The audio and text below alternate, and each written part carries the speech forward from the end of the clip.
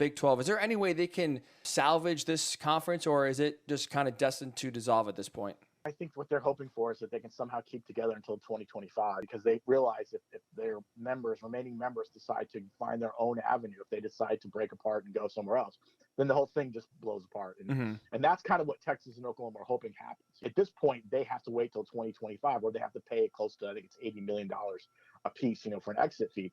But if the conference itself collapses, they don't have to pay that. So for me, I think it's the Big 12 going to spend the next couple of years just trying to keep its remaining members happy. I mean, I'm sure behind the scenes there are people talking with other conferences. They're just maybe doing some exploratory ideas. What would that mean to us? What would going on?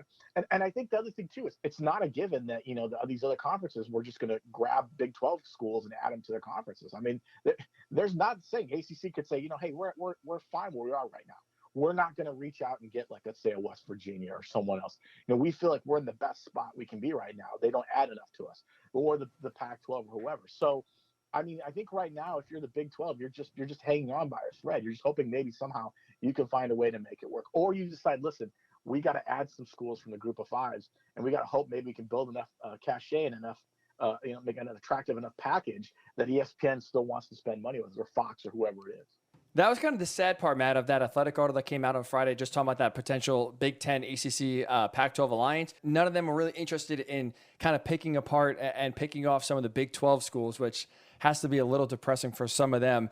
You just mentioned it before that, at least the hope for Texas and Oklahoma is that the conference dissolves. They don't have to pay the $80 million or so each to move to the SEC. If the Big 12 can stay afloat, do you think that both Oklahoma and Texas would wait till 2025, or does it get to a point where they're just like, forget it, we'll pay the money, we'll go to the SEC, we'll expedite this? I think that what they'll do is they'll sit down with the SEC and say, what works best for us, because I mean that's a lot of money. I mean, I don't think anyone's going to just throw $70 or $80 million around, but I think for them, it's just about what works best. They might sit down with lawyers. They might try to hammer out a deal with the Big 12 and say, okay, listen, if you let us get out of this contract early, we'll pay you a portion of this, whether it's going to be 30 million or 20 million or whatever.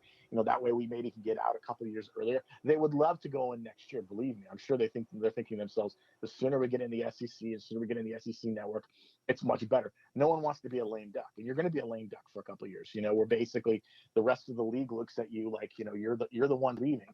It's like it's like a really bad divorce. I mean, you're what's happening, but you got to stick around for a while until everything kind of works out. So I don't think Texas or Oklahoma wants to go through that. I don't think the Big 12 wants to have to deal with that at all. So they want their money. So in the long run, I think what's going to have to happen is they're going to have to sit down and hammer out a deal, maybe to involve the SEC and some other entities to try to get something going, so they can make this deal and maybe get out there a little bit sooner.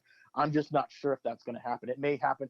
If it's going to happen, it's probably going to happen either in the next 3 to 6 months, because they want to get there as soon as possible. Could there be more parity than maybe we expect or even think this year, with so much shuffling and new quarterback play at the top for some of these elite teams? Yeah, I think there could be a little bit. I still think the power teams like the Alabamas and the Clemsons, I think, are still going to be there. They're not programs that you definitely see drop tremendously. I think Alabama's only not finished out of the playoff, I think, once in the last 4 or 5 years. Clemson's been there pretty much every year. But you could see a school like, depending on what happens with Ohio State, they have a new quarterback coming in. If they can't kind of get their offense picked together, maybe someone steps in there, maybe in Iowa State, Oklahoma, Oklahoma's loaded, they have a returning quarterback. Texas A&M has a new quarterback. You don't know what's going to happen there. Georgia is right to maybe pop in because, they've got JT Daniels back and a lot of pieces. So I think you could see maybe a little bit of shuffling, but I just feel like, the Alabamas and the Clemsons are going to be there. It's just, is there someone maybe who can knock out the Ohio State, or could knock out Oklahoma, or could find a way to get in there and be a surprise? And I mean, that's something I think college football is, that's why there's been so much talk about expansion, expanding the playoff, because, fans are just, they're losing interest. As much as it's exciting to see your teams play and do these things, you lose interest when you see the same 4 teams in the semifinal. So at some point, I think you could see a little bit of parity, because of the fact that you're going to see some new quarterbacks and some new players in some of these teams. But these elite programs, they're in the position so well that they pretty much, if they don't miss a beat, it takes a lot to really knock a team out of their kind of stratosphere when we're talking about going into the season.